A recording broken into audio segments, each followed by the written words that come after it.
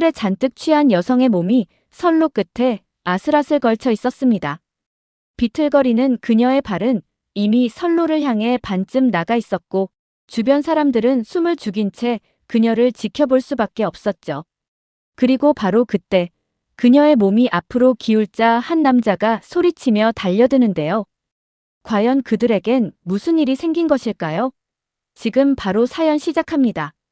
잠깐 영상 시청 전 좋아요 한 번씩 눌러주시면 영상 제작에 큰 힘이 됩니다. 안녕하세요. 저는 시드니 메트로에서 20년째 근무 중인 제이슨 브라운입니다. 올해로 48살이 되었네요. 사실 저는 처음부터 철도 분야에 관심이 있었던 것은 아닙니다. 대학교에서 기계공학을 전공한 후 어떤 길을 가야 할지 고민하던 중 친구의 추천으로 시드니 메트로에 입사하게 되었습니다.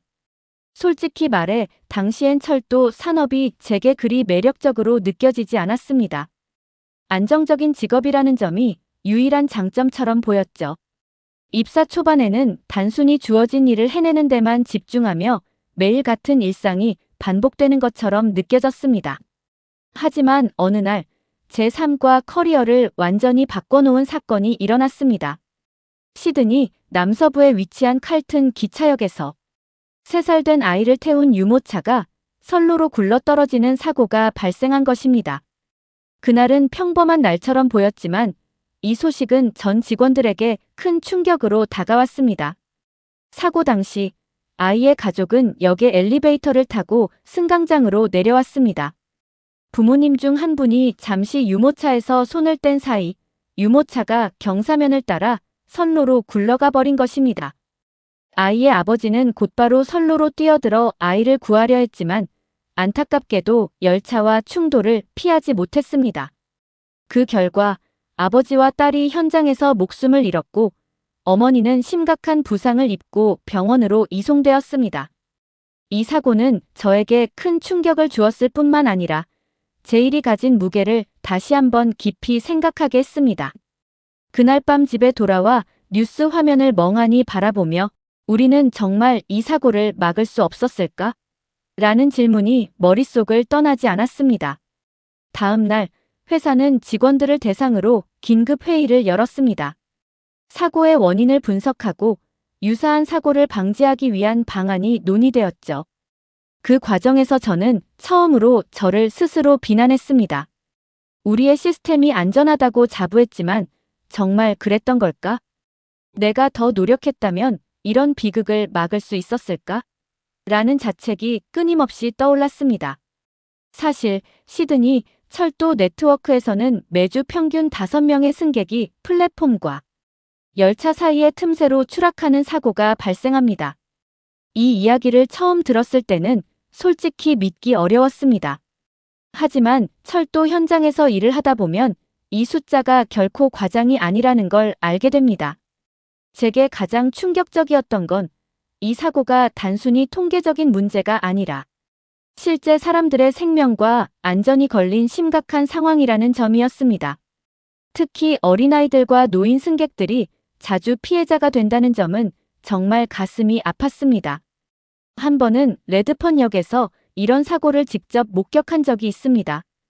한 노부부가 기차를 타기 위해 승강장에 서 있었는데 열차가 들어올 때 노인의 발이 틈새에 걸리면서 바닥으로 넘어지셨습니다. 그 순간 제 심장은 멎을 것 같았습니다. 다행히 근처에 있던 다른 승객들이 재빨리 도와주어 큰 사고로 이어지지는 않았지만 제가 몇 발자국 더 빨리 움직이지 못했다면 상황이 어떻게 되었을지 상상하기도 싫습니다. 이렇듯 2023년에는 한 해 동안 약 450건의 추락 사고가 보고되었다고 합니다. 그 중에서도 레드펀역은 사고가 가장 빈번한 곳 중 하나로 무려 50건이 이곳에서 발생했습니다. 매일 수많은 승객이 이용하는 역이다 보니 사고의 위험성이 늘 도사리고 있는 곳이죠. 이 문제를 해결하기 위해 철도 당국은 틈새 사고를 줄이기 위한 여러 가지 대책을 내놓았습니다. 가장 대표적인 것이 바로 고무간격 충진재입니다. 처음 이 충진재를 설치할 때 저를 포함한 직원들은 꽤 기대를 걸었습니다. 승객이 밟으면 단단하게 느껴지고 열차가 들어올 때는 열차가 스쳐 지나갈 수 있게 설계된 이 장치는 틈새 사고를 상당히 줄일 수 있을 것처럼 보였죠. 하지만 충진제가 모든 문제를 해결해주지는 못했습니다. 설치된 역에서도 여전히 사고가 이어지고 있었고, 특히 경사로에서 미끄러진 유모차나 무거운 짐을 들고 지나가다 발이 걸리는 승객들의 사고는 계속되고 있었습니다. 저는 현장에서 이 장치가 완전히 효과를 발휘하지 못하는 모습을 보며 무력감을 느꼈습니다. 기술만으로는 한계가 있다는 사실을 절감하게 되었죠. 이 문제는 단순히 장치 하나로 해결할 수 있는 일이 아니었습니다. 승객들의 안전의식을 높이는 노력도 반드시 병행되어야 했습니다. 그래서 저희는 승강장에서 승객들에게 안전수칙을 알리는 캠페인을 시작했습니다. 열차가 들어올 때 한 걸음 물러서기, 유모차와 휠체어를 사용할 때 경사로에서 주의하기, 그리고 아이들이 플랫폼에서 뛰어놀지 않도록 지도하는 등의 내용을 강조했죠. 하지만 저는 늘 이런 노력만으로는 사고를 완전히 막을 수 없다는 불안감을 안고 있었습니다. 안전 캠페인은 중요한 시작이지만 사람의 실수나 순간의 부주의를 100% 방지하기란 어렵다는 걸 알기 때문입니다. 지하철 선로 사고만큼은 더는 발생하지 않았으면 하는 간절한 마음으로 저는 밤낮으로 고민하기 시작했습니다. 그 과정에서 해외 사례들을 하나하나 조사하기 시작했죠. 그렇게 일본, 한국, 싱가포르 등에서 도입된 스크린도어 시스템이 제 눈에 들어왔습니다. 플랫폼 가장자리에 설치된 이 장치는 열차가 정차했을 때만 문이 열리도록 설계되어 승객이 선로로 떨어질 가능성을 근본적으로 차단할 수 있었습니다. 이 시스템이 도입된 도시에서는 틈새 사고뿐 아니라 열차와의 충돌 사고도 획기적으로 줄어들었다는 통계를 보면서 저는 바로 이거다 라는 생각이 들었습니다. 스크린도어가 시드니 메트로에도 설치된다면 지금까지 우리가 겪었던 끔찍한 사고들을 막을 수 있을 것이라는 확신이 생겼습니다. 그래서 저는 시드니 메트로의 내부 회의에서 스크린도어 도입의 필요성을 강하게 주장했습니다. 하지만 제 발표가 끝나자마자 회의실에는 묘한 정적이 흘렀습니다. 이어서 한 동료가 천천히 손을 들며 말을 꺼내더군요. 제이슨, 내가 말한 점은 이해해. 하지만 현실적으로 생각해봐. 스크린도어를 설치하려면 적어도 수백만 달러의 예산이 필요할 거야. 그 돈을 어디서 충당할 건데? 그리고 설치 기간 동안 역 운영이 차질을 빚으면 승객들이 얼마나 불편을 겪을지 생각해봤어. 그 말에 다른 동료들도 고개를 끄덕이며 동조하는 듯 보였습니다. 또 다른 동료가 말을 보탰습니다. 그리고 우리 역 구조 대부분이 오래된 시스템에 기반하고 있다는 거 알잖아. 스크린도어를 설치하려면 선로 높이, 열차 모델, 플랫폼 길이 같은 문제를 전부 고려해야 해. 솔직히 말해서 지금 당장 그렇게 큰 공사를 시작할 준비가 되어 있다고 보진 않아. 그들의 반응은 마치 벽에 부딪힌 듯한 느낌을 주었습니다. 특히 한 명은 제 의견을 거의 반박하듯 말했습니다. 제이슨, 우리는 이미 승강장 경고음도 강화했고 충진제 같은 안전장치도 설치하고 있어. 그게 지금으로선 가장 현실적인 해결책 아니야? 스크린도어는 너무 과한 조치라고 생각하지 않아? 당장 도입한다는 건 예산 낭비처럼 보일 수도 있어. 그 순간 저는 속에서 끓어오르는 답답함을 느꼈습니다. 물론 그들의 우려가 전혀 근거 없는 것은 아니었습니다. 하지만 제가 현장에서 직접 목격한 사고들과 그로 인해 영향을 받은 사람들의 얼굴이 떠올랐습니다. 특히 칼튼 역사고 당시 유모차를 구하려다 목숨을 잃은 아버지의 이야기가 머릿속에서 떠나질 않았습니다. 그래서 저는 깊은 숨을 들이마시고 차분히 다시 말을 이어갔습니다. 제가 이해하지 못하는 건 아닙니다. 예산 문제, 공사 중 승객 불편, 기술적 한계 모두 현실적인 문제라는 걸 압니다. 하지만 우리가 이미 가지고 있는 시스템이 정말로 충분하다고 말할 수 있을까요? 그럼에도 불구하고 사고가 계속 발생하고 있습니다. 매주 평균 5명이 플랫폼과 선로 사이로 추락하고 있다는 통계는 뭘 말해줍니까? 사람들의 생명과 안전이 비용보다 중요하지 않습니까? 회의실은 다시 조용해졌고 몇몇 동료들은 고개를 숙이며 생각에 잠긴 듯 보였습니다. 하지만 저는 그들의 마음을 완전히 바꾸는 데는 시간이 걸릴 거라는 걸 알고 있었습니다. 회의실을 나선 뒤 저는 스크린도어 설치를 단순히 숫자나 데이터로 설득하는 것만으로는 부족하다는 걸 절실히 깨달았습니다. 사람들에게 사고 현장의 현실을 더 생생히 보여주고 해외 사례를 통해 실제 효과를 입증해야 한다고 생각했죠. 그래서 저는 도쿄, 싱가포르, 홍콩, 그리고 한국을 직접 방문해 각 도시의 스크린도어 시스템을 연구하기로 했습니다.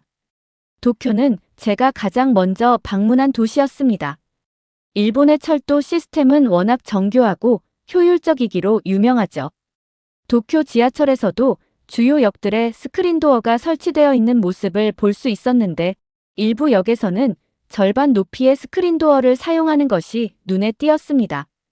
처음에는 비용 절감과 공사 시간을 줄이기 위한 선택이겠구나 싶었지만 실제로 관찰하면서 아쉬운 점들이 분명히 보였습니다.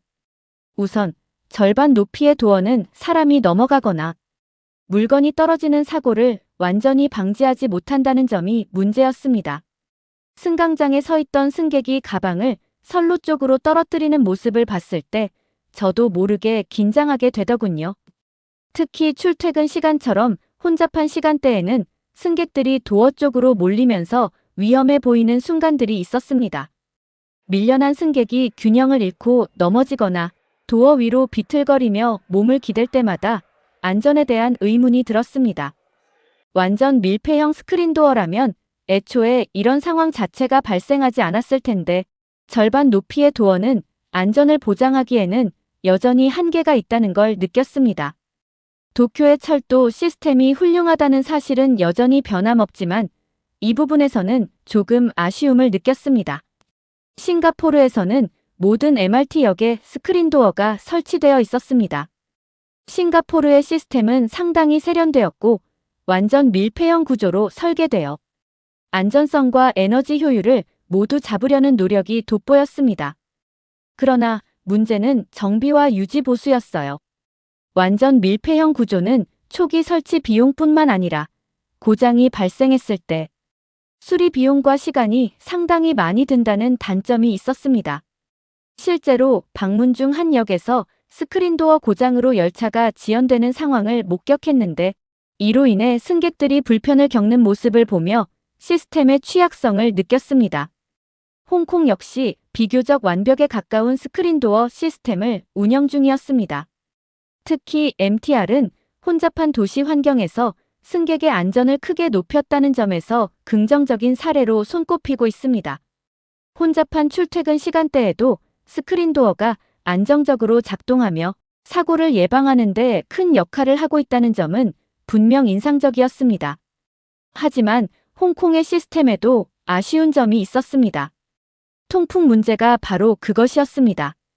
스크린도어가 플랫폼과 선로 사이의 공기 흐름을 차단하면서 승강장 내부의 공기질이 눈에 띄게 나빠졌던 것이죠. 특히 습하고 더운 날씨가 잦은 홍콩에서는 이 문제가 더 크게 느껴졌습니다. 결국 공기 순환 문제를 해결하기 위해 추가적으로 에어컨과 환풍 설비를 설치해야 했고 이는 시스템 유지와 운영 비용의 증가로 이어졌습니다. 홍콩의 스크린도어 시스템이 안전 측면에서는 훌륭했지만 공기 흐름까지 고려한 설계는 부족했던 것이죠. 마지막으로 방문한 곳은 한국이었습니다. 한국의 지하철 시스템은 제가 방문했던 도시들 중에서 가장 인상적이었습니다. 거의 모든 역에 스크린도어가 설치되어 있었고 시스템이 매우 정교하게 운영되고 있다는 느낌을 받았습니다. 우선 스크린도어의 설치 상태부터 놀라웠습니다. 서울뿐만 아니라 다른 도시의 역들까지도 거의 모든 곳에 스크린도어가 완벽히 설치되어 있었죠. 특히 완전 밀폐형으로 설계되어 있어서 사람이 넘어가거나 물건이 떨어지는 사고를 근본적으로 막을 수 있었습니다. 한국에서는 이런 기본적인 안전 설계가 당연한 것처럼 느껴질 정도로 잘 관리되고 있었습니다. 유지보수 체계도 눈에 띄었습니다. 한국에서는 스크린도어 관련 문제가 발생하면 실시간으로 감지해 즉시 조치하는 시스템이 잘 구축되어 있었습니다. 한 역의 운영자를 만나 이야기를 나누었을 때 그는 이렇게 설명했습니다. 스크린도어가 설치되기 전에는 선로 추락 사고가 매년 수십 건씩 발생했어요. 특히 승객이 많을 때는 사람이 실수로 밀리거나 발을 헛디뎌 추락하는 사고가 빈번했죠. 하지만 스크린도어를 설치한 뒤로는 그런 사고가 거의 사라졌습니다. 지금은 연간 추락 사고가 한두 건 이하로 줄었고 그마저도 주로 시스템을 점검 중이거나 예외적인 상황에서 발생한 경우입니다. 운영자의 말을 듣고 나니 스크린도어의 효과를 단순히 눈으로 확인하는 것뿐만 아니라 실제 데이터로도 증명할 수 있다는 점이 더 설득력 있게 느껴졌습니다. 선로 추락 사고가 이렇게 줄어들었다는 건 단순한 숫자 이상의 의미를 갖고 있었습니다. 이는 수많은 생명을 구하고 승객들에게 더 큰 안전을 제공했다는 증거였죠. 출퇴근 시간처럼 사람이 많이 몰리는 시간대에도 스크린도어가 안정적으로 작동하는 모습도 인상 깊었습니다. 실시간 모니터링 시스템이 작동 상황을 체크하면서 혼잡한 역에는 추가 인력이 배치되어 문제가 생길 가능성을 미리 줄이고 있었습니다. 승객들 역시 스크린도어가 주는 안정감 속에서 질서 있게 열차를 기다리는 모습이 인상적이었죠. 게다가 에너지 관리 면에서도 놀라웠습니다. 한국의 스크린도어는 열차가 정차할 때만 문이 열리도록 설계되어 있어 냉난방 에너지를 절약하면서도 승강장 내부 온도를 쾌적하게 유지할 수 있었습니다. 또한 승강장과 선로 사이의 공기가 차단되면서 통풍 문제도 걱정되었지만 환기 시스템이 잘 갖춰져 있어 공기 순환도 원활하게 이루어지고 있었습니다. 다른 도시에서 봤던 답답하거나 덥게 느껴졌던 승강장과는 확실히 차별화된 모습이었습니다. 특히 한국은 단순히 스크린도어를 설치하는 데 그치지 않고 이를 지속적으로 개선하려는 노력이 돋보였습니다. 초기에는 센서 오작동 같은 문제들이 있었지만 지금은 스마트 센서를 도입해 열차와 스크린도어가 완벽히 연동되도록 시스템을 발전시켰습니다. 이런 끊임없는 개선 덕분에 사고 가능성이 점점 더 낮아지고 있었습니다. 그리고 디테일한 승객 편의도 놓치지 않았다는 점이 인상적이었습니다. 스크린도어 앞에는 LED 디스플레이가 설치되어 있어 열차 도착 정보를 쉽게 확인할 수 있었고 문이 열릴 때마다 경고음과 안내방송이 나와 시각적, 청각적으로도 승객들에게 정보를 제공하고 있었습니다. 작은 부분까지 세심하게 신경 썼다는 게 느껴졌습니다. 특히 한국에서 본 자동으로 작동하는 안전발판 기술은 시드니에 꼭 도입하고 싶다는 생각이 들었습니다. 이 기술은 열차가 승강장에 도착했을 때 열차와 플랫폼 사이의 틈새를 자동으로 메워주는 구조로 설계되어 있었습니다. 제가 한국의 한 역에서 실제로 이 시스템을 관찰했을 때 발판이 열차가 정차하자마자 부드럽게 펼쳐지는 모습을 보고 감탄할 수밖에 없었습니다. 운영자에게 이 기술에 대해 물어보니 그는 이렇게 설명했습니다. 안전 발판은 승객이 열차와 플랫폼 사이에 발이 빠지거나 짐이 떨어지는 사고를 막기 위해 설계된 기술입니다. 특히 노약자나 휠체어를 이용하는 승객들에게 큰 도움이 되죠. 발판은 센서를 통해 열차의 위치와 높이를 정밀하게 감지한 뒤 자동으로 작동하기 때문에 승객이 따로 주의를 기울이지 않아도 안전하게 열차에 탑승할 수 있습니다. 이 기술은 특히 플랫폼과 열차 사이의 높이나 간격이 일정하지 않은 역에서 큰 효과를 발휘하고 있었습니다. 도쿄, 싱가포르, 홍콩에서도 틈새 사고를 줄이기 위해 다양한 노력을 하고 있었지만 한국의 자동 안전 발판 기술처럼 완벽에 가까운 솔루션을 구현한 사례는 없었습니다. 제가 특히 감동했던 점은 이 발판이 단순히 사고를 예방하는 것 이상의 역할을 하고 있다는 것이었습니다. 휠체어를 이용하는 승객이 이 발판 위를 부드럽게 이동하는 모습을 보며 안전 발판이 단순한 기술적 장치가 아니라 모든 승객에게 평등한 이동권을 보장하는 데 중요한 역할을 하고 있다는 생각이 들었습니다. 시드니의 경우 플랫폼과 열차 사이의 간격이 일정하지 않아 틈새 사고가 빈번히 발생합니다. 노약자나 유모차를 사용하는 승객들에게는 특히 위험한 환경이죠. 한국에서 경험한 이 기술은 단순히 사고를 줄이는 데 그치지 않고 승객의 편의와 안전을 동시에 제공할 수 있다는 점에서 시드니에도 꼭 필요한 시스템이라고 느꼈습니다. 제가 방문했던 도쿄, 싱가포르, 홍콩도 각각 독특한 장점이 있었지만 한국의 시스템은 안전, 효율성, 유지보수, 그리고 승객 편의까지 모든 면에서 단연 앞서 있었습니다. 시드니로 돌아온 뒤 저는 이 경험을 바탕으로 한국형 스크린도어 시스템을 시드니 메트로에도 도입해야 한다는 강력한 확신을 가지게 되었습니다. 곧바로 자료를 준비하기 시작했습니다. 각 나라의 스크린도어 시스템에 대한 장단점을 철저히 비교 분석했고 한국에서 직접 보고 들었던 사례들을 중심으로 설득력 있는 발표 자료를 만들었습니다. 회의실에서 프레젠테이션을 시작할 때 처음에는 여전히 회의적인 반응을 보이는 동료들이 많았습니다. 비용 문제나 기존 시스템과의 호환성에 대한 걱정이 여전했죠. 하지만 제가 한국의 자동으로 작동하는 안전발판 기술에 대해 설명하고 그 영상을 보여줬을 때 분위기가 완전히 달라졌습니다. 자동 안전발판 기술이 열차와 플랫폼 사이의 간격을 정확히 감지하고 그 틈새를 완벽히 메워주는 과정을 보며 동료들조차 놀라워했습니다.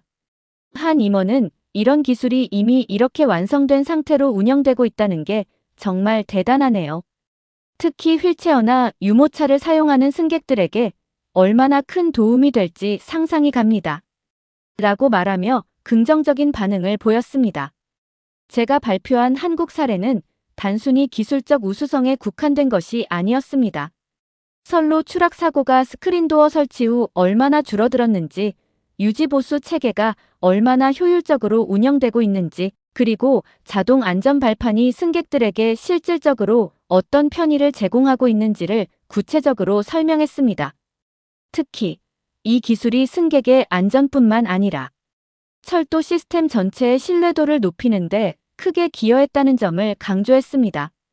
회의가 끝날 무렵 처음엔 회의적이었던 동료들도 하나둘 고개를 끄덕이며 한국의 시스템이 우리에게 필요한 이유를 이해하기 시작했습니다. 그날 이후 스크린도어 설치 논의는 빠르게 진전되었고 점점 더 많은 사람들이 제 의견에 동의하기 시작했습니다. 그리고 마침내 제가 해낸 것 같습니다.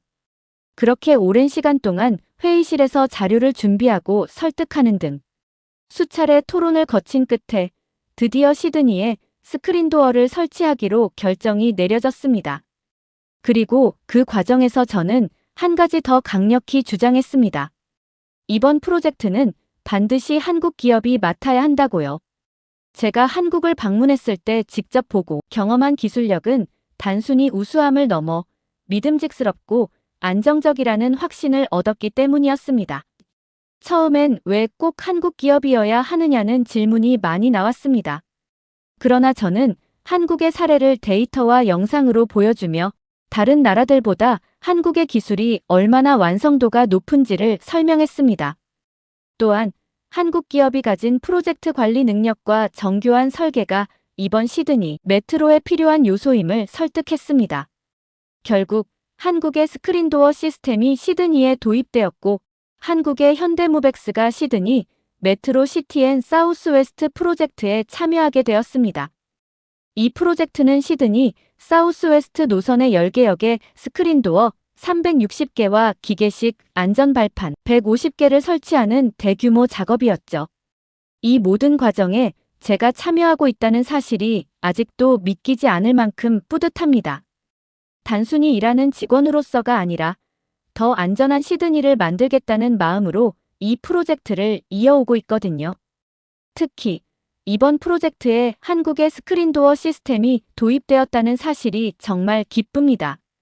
한국을 방문했을 때 직접 보고 감탄했던 그 기술이 이제 시드니에서도 적용되고 있다는 게 믿기지 않을 만큼 뿌듯합니다. 한국의 스크린도어와 기계식 안전발판은 승객들의 안전을 지킬 뿐만 아니라 대중교통 시스템을 훨씬 더 효율적이고 편리하게 만들어준다는 점에서 정말 놀라운 기술이잖아요. 이 기술이 시드니에서도 똑같은 변화를 만들어낼 거라고 생각하면 큰 자부심을 느끼곤 해요.